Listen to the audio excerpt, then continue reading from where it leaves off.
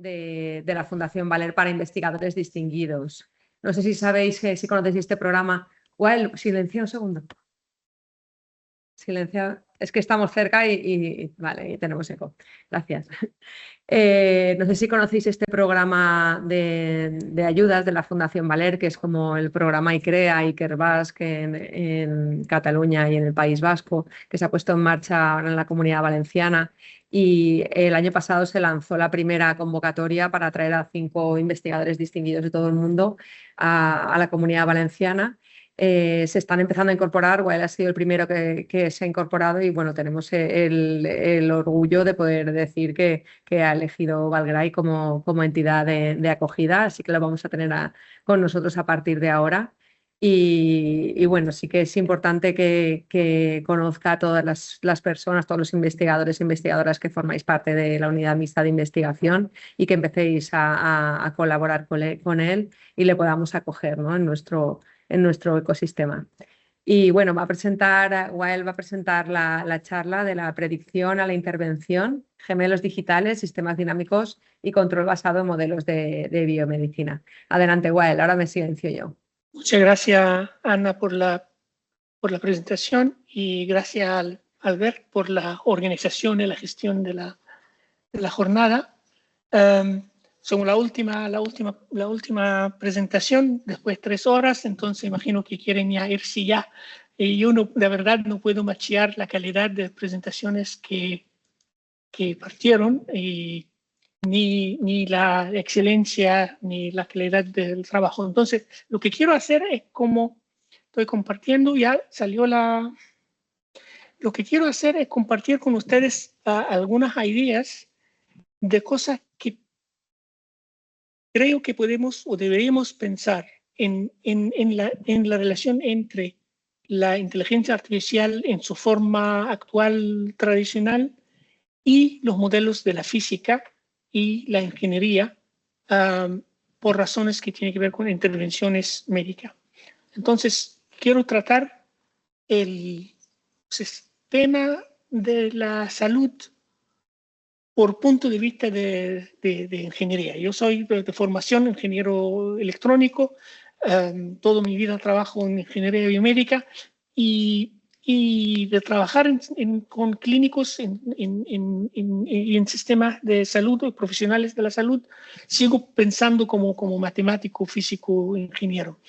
La charla tiene ese título como presentó Ana, pero en prepararme de hacer la charla, yo descubrí que debería haber agregado algo más que tiene que ver con biomarcadores, porque la gran mayoría que lo hacemos, usar inteligencia artificial o machine learning en general, es partiendo con los biomarcadores. Y quiero llevar cómo llegamos de ahí a hacer predicciones y intervenciones basados en modelos. Como una rápida presentación del grupo, el Dynamic Brain Lab es una entidad más virtual que tiene trabajo en varios lugares en Europa y América Latina. Y estamos como un sistema distribuido, como fuera una red neuronal. Y del trabajo que se mantener ese filo entre las técnicas y formas de pensar de la ingeniería para aplicarlo en la biomedicina. Y voy a enfocar, como José María habló mucho del neurofeedback. El neurofeedback forma parte importante del trabajo que está en marcha por el motivo de la neurorehabilitación. Allí tenemos un poco de overlap.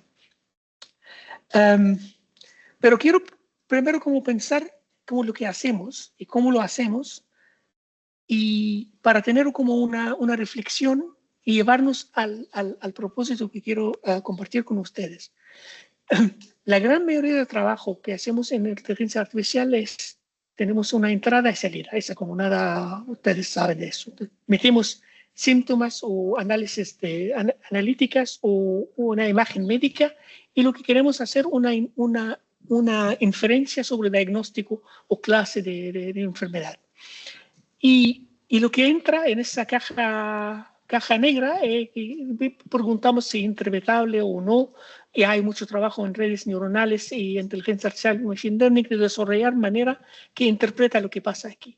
Pero por el lado de la física o la ingeniería, esa nunca va a ser interpretable, porque esa no es lo que pasa. No es que la síntoma resulta en el diagnóstico. Lo que pasa es que la enfermedad pasa por un mecanismo y que ese mecanismo es lo que le realiza la síntoma. Entonces la observación, lo que medimos, es el output de un sistema. Esa es la forma que piensan los estadísticos, esa es la forma que piensan los físicos. Voy a decir algo más. Ni siquiera que la enfermedad es una entrada a un sistema. La enfermedad es el sistema, porque el sistema de la salud, las observaciones que hacemos del sistema de la salud son observaciones de un sistema dinámico que a veces va mal. Y eso es lo que llamamos enfermedad. Entonces, tenemos que cambiar la forma de pensar. Los médicos toman las observaciones para hacer inferencia de una variable latente, usando el lenguaje de los ingenieros, para hacer inferencia de un set de estados latentes, tal vez no observables, sobre el estado de la salud.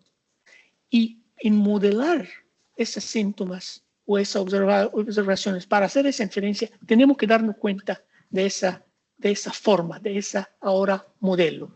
Porque como las enfermedades son el estado de la salud, ¿verdad? El estado oculto, latente, no es observable, cualquier cosa que vamos a hacer aquí sería una inferencia. Entonces, lo que hacen los médicos de verdad es una inferencia, porque en acceso directo al estado interno o latente no es posible.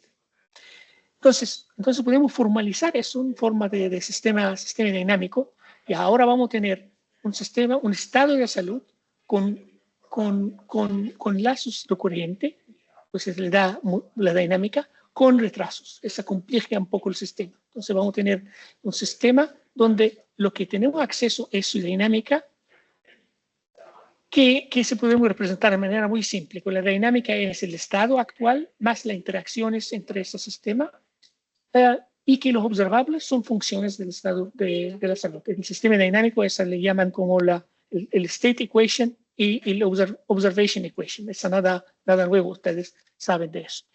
Entonces, quiero como proponerlo en esa manera, como entonces el cambio del estado de la salud, como el daño que ocurre, puede pasar porque hay una entrada que cambia el sistema, por ejemplo, un tóxico externo, un ambiente tóxico, va a interferir con la dinámica del sistema y va a cambiar sus estados, que puede ser algo que interfiere con el estado mismo o interfiere con la interacción o que agrega algo a ese sistema.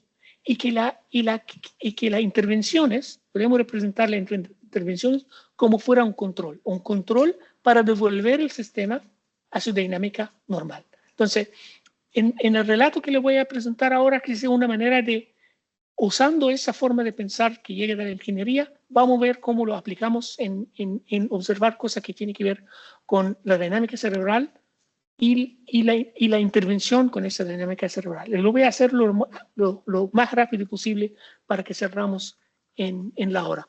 Y la herramienta que usamos es parte de casi como lo que usa José María, la EEG, y esa sería la observación.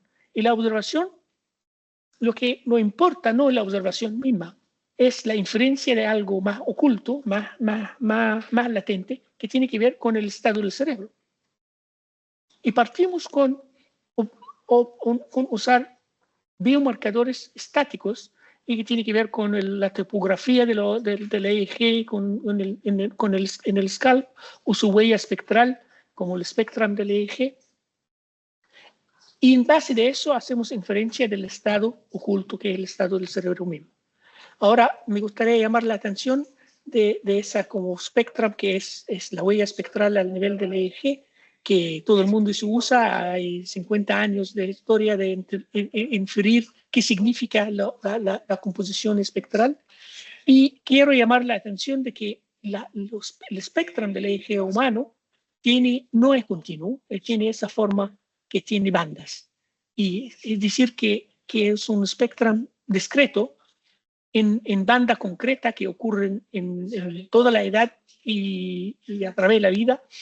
Y la pregunta es, ¿por qué ese espectro es discreto? ¿Por qué el espectro humano tiene esa forma de ser? ¿Por qué no tenemos un espectro continuo? Quiero plantear esa pregunta porque va a afectar cómo interpretamos esa luego en modo de modelar. Bueno, esa eje no en forma, como está hablando en comunidad de ingenieros, ese eje no es estacionario. De hecho, ese ejemplo que tenemos aquí lo muestra, que tiene aquí un burst de oscilaciones, y luego que ya calladito, luego otro burst, etc. Entonces, el registro del tiempo no es estacionario. Entonces, hay un movimiento de desarrollar, nosotros y otros participamos en hacer esa forma de que sí desarrollar modelos que interpreta esa actividad no estacionaria. Por eso hablamos de biomarcadores dinámicos. Y usando esa idea de que el eje es una observación de un estado latente, entonces podemos usar ideas como de Hidden Markov Models o sus derivadas de Hidden Markov Model para generar modelos y simulan la generación de esa observación en base a algunas suposiciones de cómo se generó.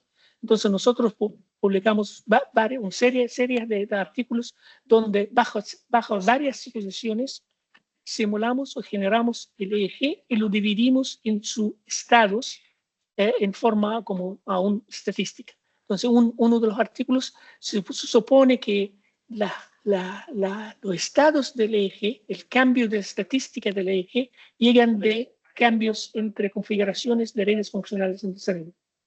Entonces, esa es una suposición válida porque sabemos que el cerebro switchea, incluso en reposo, sin tarea, switchea entre configuraciones de redes que le llaman las redes de resting state. Otra suposición que el modelo de que emite, la configuración que emite los datos que observamos usa un proceso gaussiano donde su función de covarianza es cross espectral. Entonces, yo quiero inferir la huella espectral por estado. Aquí una representación gráfica de un modelo de Hidden Markov Model, donde aquí tenemos una forma de modelar el tiempo en manera explícita para tener una división en el espacio, es decir, cómo divide los estados entre configuraciones de los electrodos, pero cómo se distribuyen en el tiempo y qué significa ese tiempo, lo que demora en cada estado. Voy a dar un ejemplo. Aquí un ejemplo como muy simple.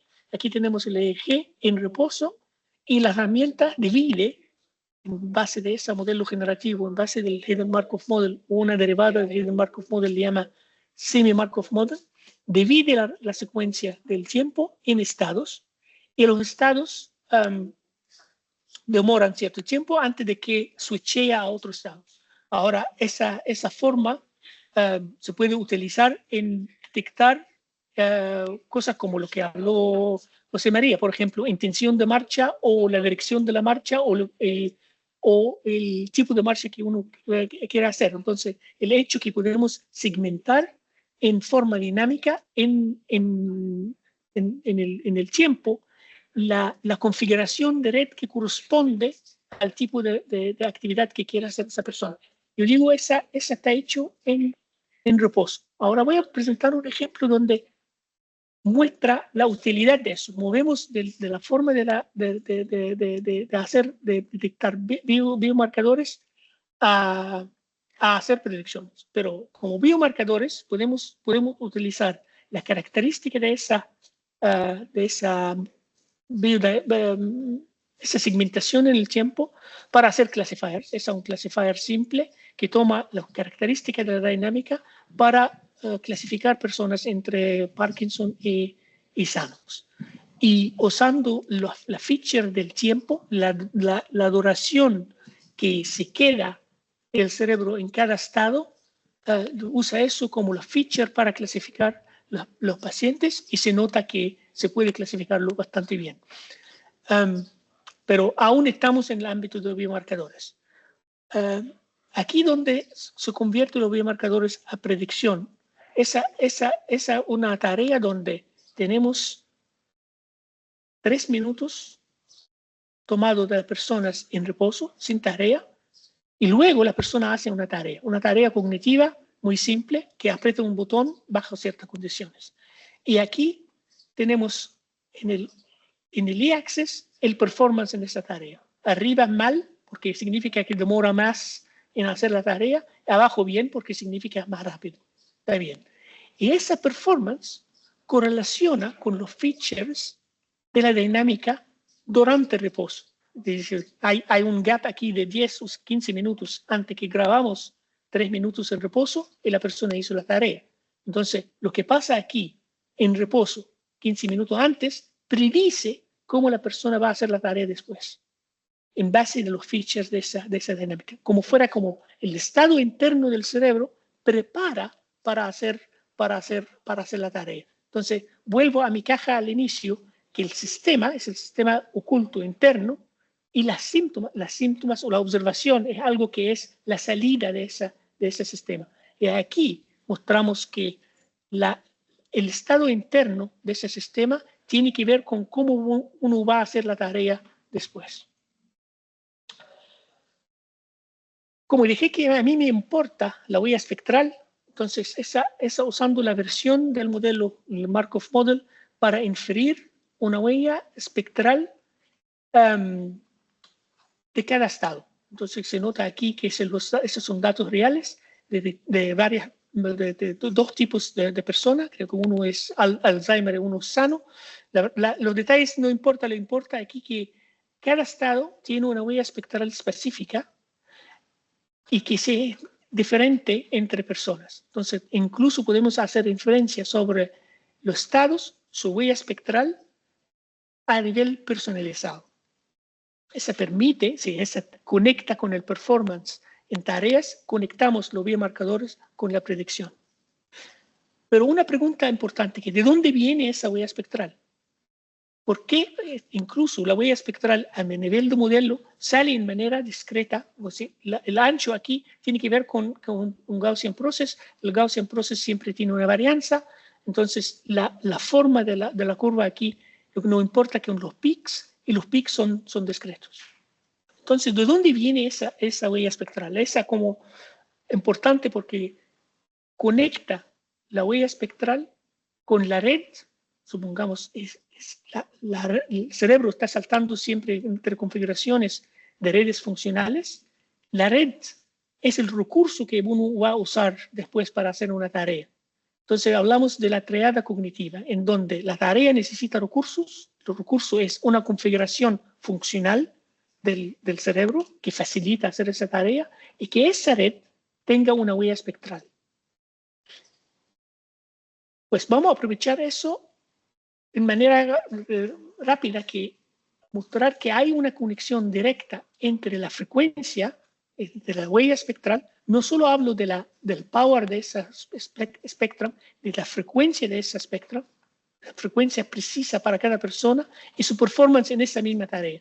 Y aquí mostramos que la persona que tiene, en ese caso, la frecuencia zeta, la frecuencia zeta está en esa banda, aquí, la persona que tiene la frecuencia zeta relacionada con esa tarea más alta, hicieron la tarea mejor que la persona que tenía la frecuencia baja. Entonces, conecta la idea de conectar la tarea con la huella espectral y sabemos que esa huella espectral por debajo refleja una red. Pues, repito la pregunta, ¿de dónde viene esa huella espectral en relación de la red? Entonces sabemos que ese salto entre configuraciones es algo que está mostrado en la resonancia funcional hace mucho tiempo. Pues, ¿qué podemos hacer? ¿Qué tenemos en la física que conecta esa cosa? Es la idea de la resonancia. Entonces, aquí planteamos la idea que las redes tienen resonancia. En la misma forma que los objetos físicos tienen resonancia. Y lo que mostramos en ese trabajo hace ahora 10 años y recién en manera analítica en Physical Reviews que existe una relación entre el tamaño de la red y su huella espectral, donde redes grandes, en términos de conexión o número de nodos, tienen una resonancia, una frecuencia, una huella espectral de frecuencia más baja que una red más pequeña. Pues, podemos extender esa para buscar la relación entre las redes en manera más cerebro factible que esa forma más artificial, sintética. Podemos simular las redes cerebral en forma entera. Tenemos la información. Tenemos información sobre el cableo del cerebro. Aquí esa información me llega de nuestros colegas en la Universidad de Concepción, en el sur de Chile, donde nos dan una matriz de conectividad estructural, es decir, el mapa de cableo entre áreas en el cerebro, y dividimos el cerebro parcelizamos o segmentamos el cerebro entre áreas en distintas resoluciones.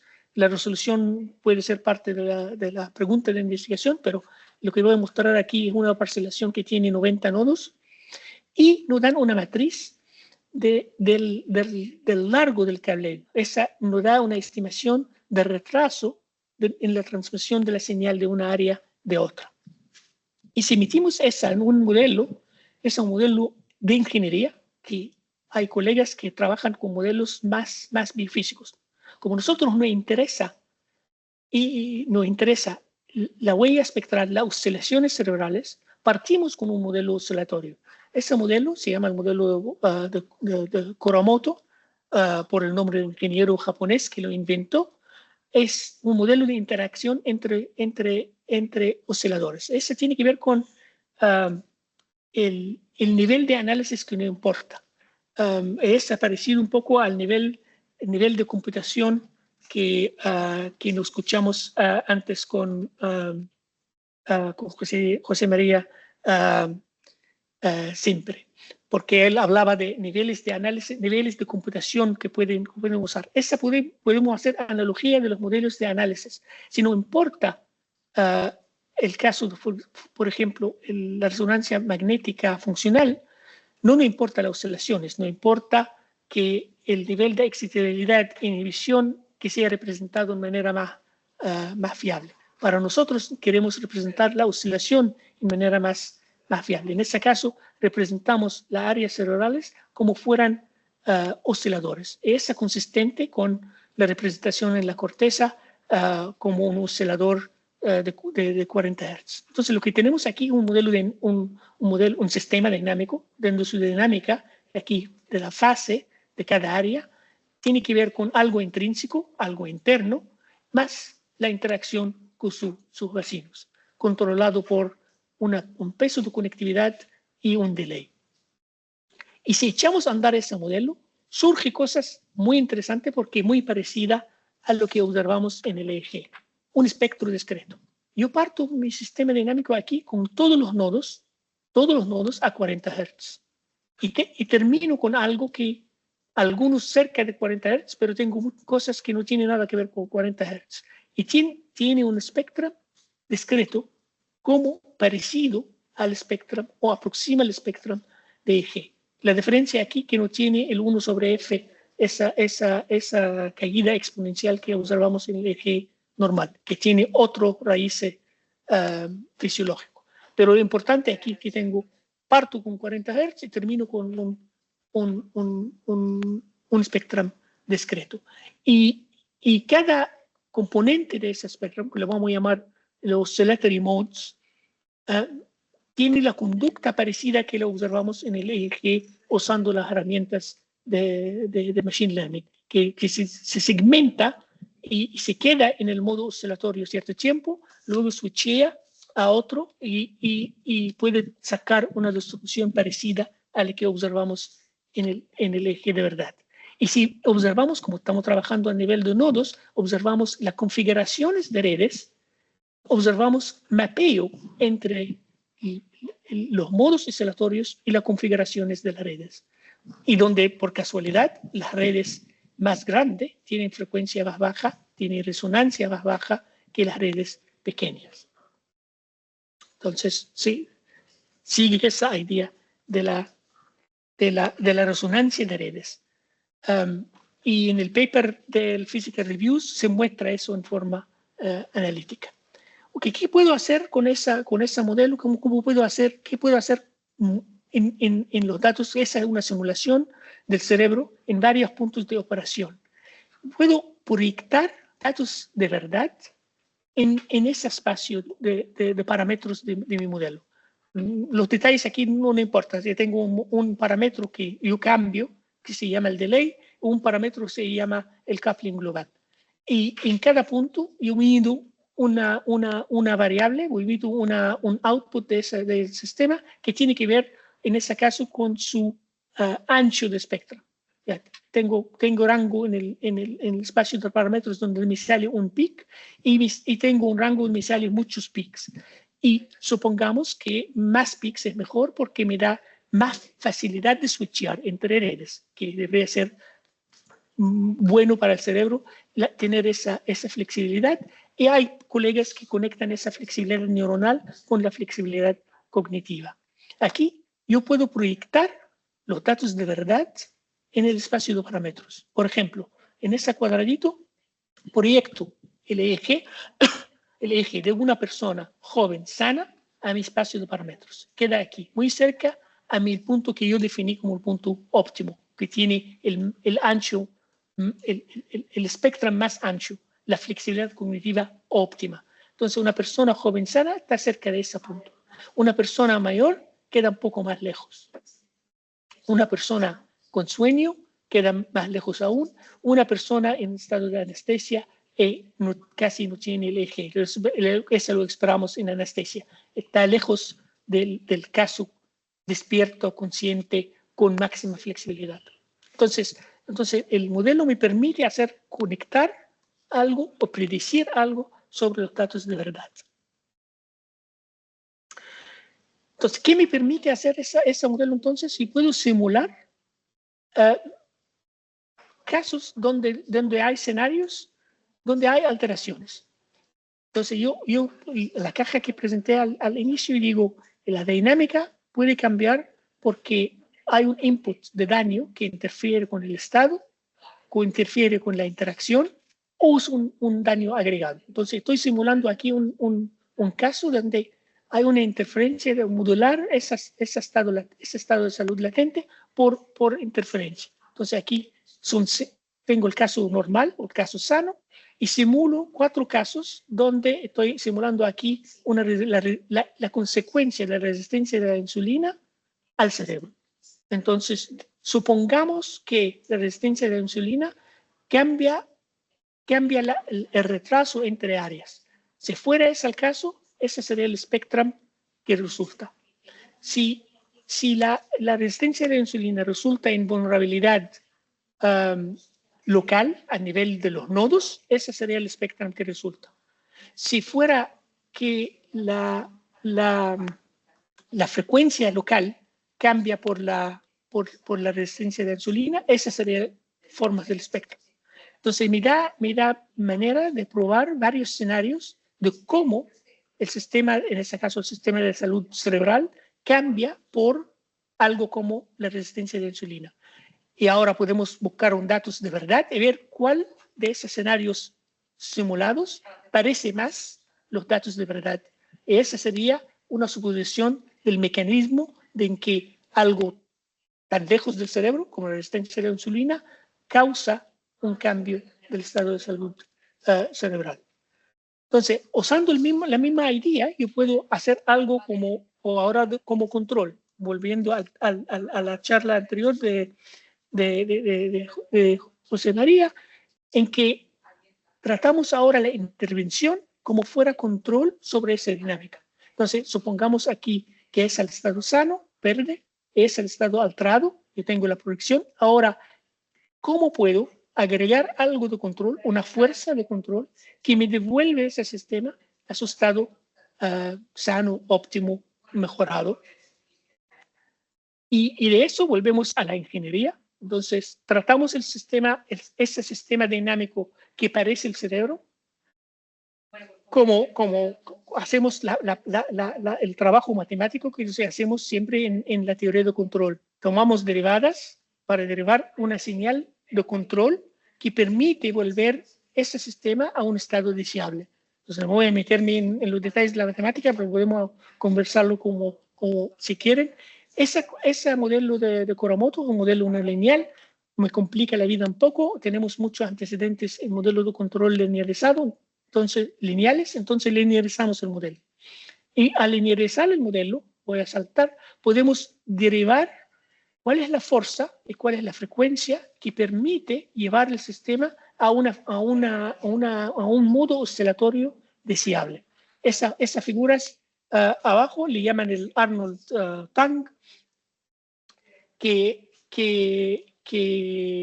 son características del sistema dinámico bajo fuerza externa de control, y me permite decidir si yo quiero llevar un sistema a cierto modo oscilatorio. Recuerden que el modo oscilatorio corresponde a una red. Yo quiero favorecer una red para mejorar cierta tarea. Entonces me indica qué tipo de fuerza y qué ubicación dentro del cerebro me permite lograr esa meta. Entonces, esa como un esquema para mostrar cómo tratamos esa neuroestimulación como fuera control. Aquí, como los nodos participan en varias redes, entonces la idea es que si yo estimulo el nodo con la frecuencia rosada, voy a estimular la red rosada. Y si estimulo el mismo nodo con la frecuencia morada, voy a estimular la red morada, dado que la mayoría de los nodos participan en múltiples redes.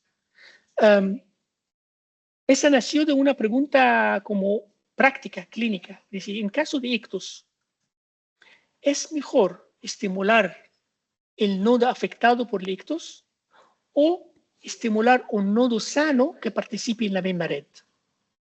Esa queda una pregunta abierta que estamos probando ahora. Esa es una simulación para mostrar eso. Yo ahora voy a estimular 2 áreas cerebrales, ese es un modelo, simulaciones, en 3 modos oscilatorios. Y esa área, como la área más cercana al precuneus derecho, y si estimulo a distintas frecuencias, termino con distintas redes. Esa conforme con esa idea que la frecuencia mapea a red.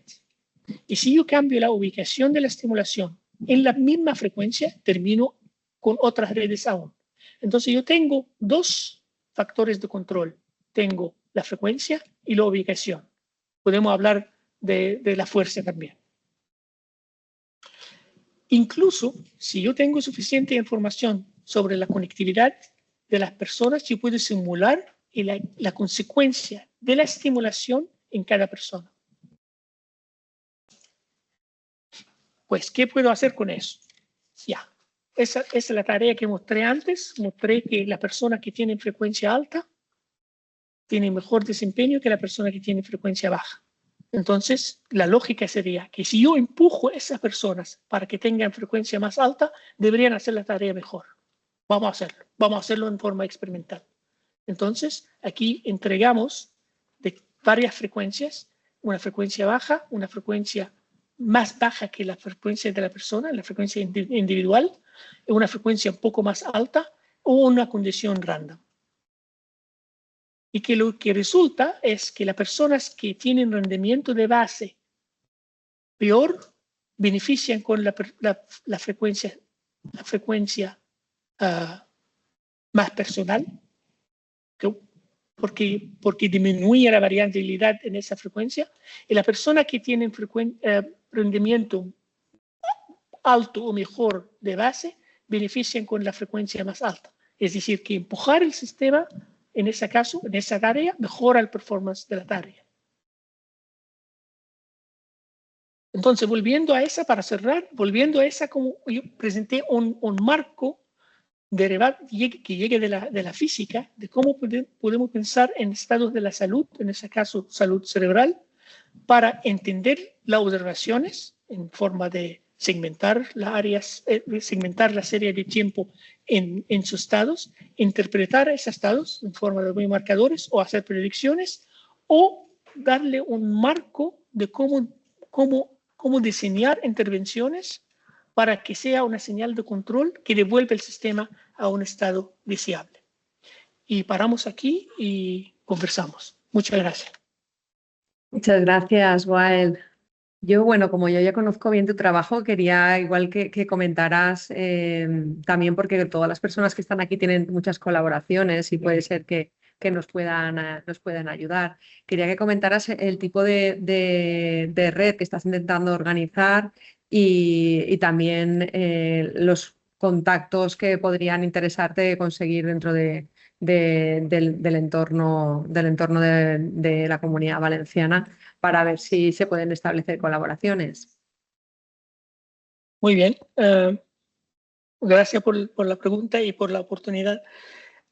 Creo que si pensamos más como por el lado de la ingeniería primero, mi trabajo va a ser en el área de la salud, pero hay aplicaciones que usan los mismos marcos en otras áreas. Entonces, si pensamos, el marco es genérico, usar cruce entre la inteligencia artificial, sistema dinámico y la física, o pensar en la forma de la física para tener mejores representaciones de los sistemas que estamos estudiando. Entonces, esa cruce entre la inteligencia artificial y la física o sistema dinámico, creo que colaboraciones en ese ámbito va a ser muy, muy útil por desarrollar nuevos métodos o nuevas ideas de AI o machine learning.